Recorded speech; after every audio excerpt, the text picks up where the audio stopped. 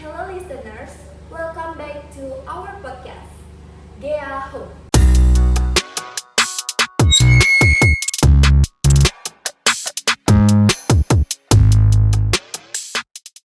Today we're diving into a topic that's becoming increasingly relevant for our generation, e-money.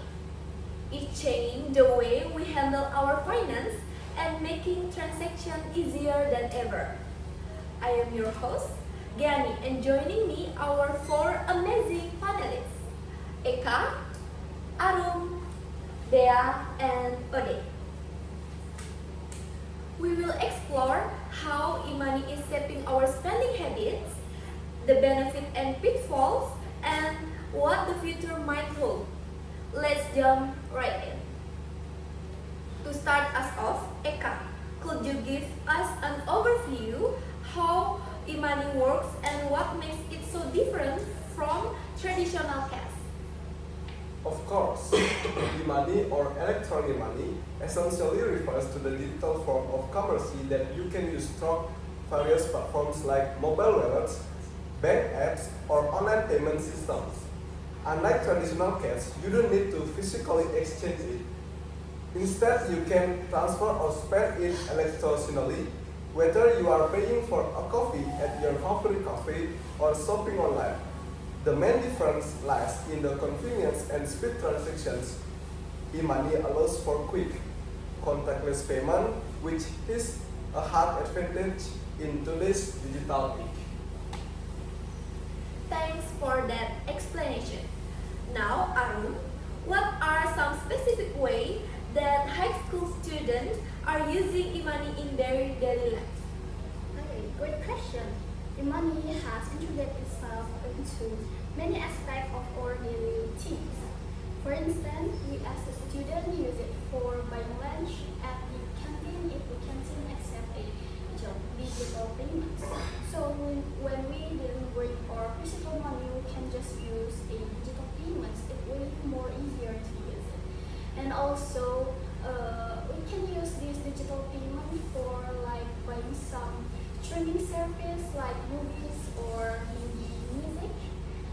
And also when we have some supplies need like a notebook or else we can buy it at online store.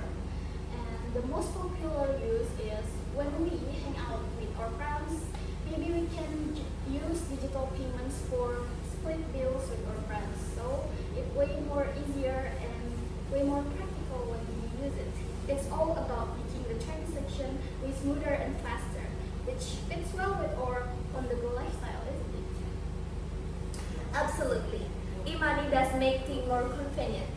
But there, with all this convenience, are there any concerns that students should be aware of using e-money? Yes, definitely. While e-money offers a lot of convenience, there are a few things to watch out for. One of the biggest concerns is the potential for overspending. Since you are not handling physical money, it's easy to spend more than you realize. It's also important to be aware of security risks. Your output information can be vulnerable if you are not careful with how you use and store your data. Always use secure password and avoid using public Wi-Fi for transaction to minimize the risk of hacking. Also remember to check your balance and transaction history regularly to spot any unauthorized activity. That's very important advice. Moving on. Ode, how do you see e-money influencing the way we approach personal finance and saving in the future? Yes, e-money is definitely transforming the way we manage our finance. For our generation, it is becoming more than just a payment method. It is a tool for managing our overall financial income. Many e-money platforms offer features like spending analytics, budgeting tools, and even investment options, which can help us develop good financial habits early on.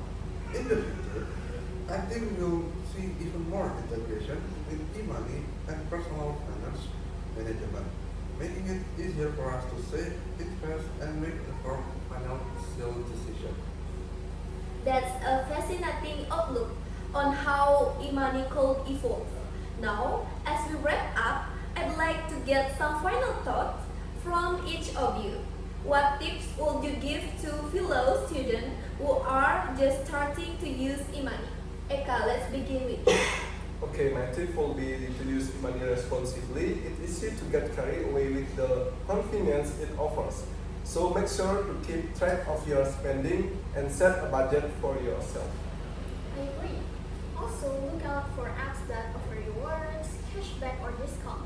They can be a great way to save money, but only if you're buying things you actually really need. Always compare the deals to ensure you're getting the best value. From security standpoint, never share your account detail or password with anyone. And be conscious about where you input your information.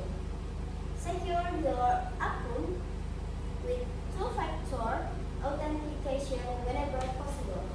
And lastly, use e-money as a tool to learn about financial responsibility. Experiment with the budgeting features some apps offer and try to save a portion of your allowance or earnings. It is a great way to get a head start on managing your finances effectively. Wonderful tips from everyone. It's clear that e-money is a powerful tool for our generation, but it's up to us. Use it wisely and responsibly. Thanks to our panelists for sharing their insight and to our listeners for tuning in. Remember, e-money is here to stay, so let's make it the most of it. Stay smart and see you in the next episode. Bye. Bye.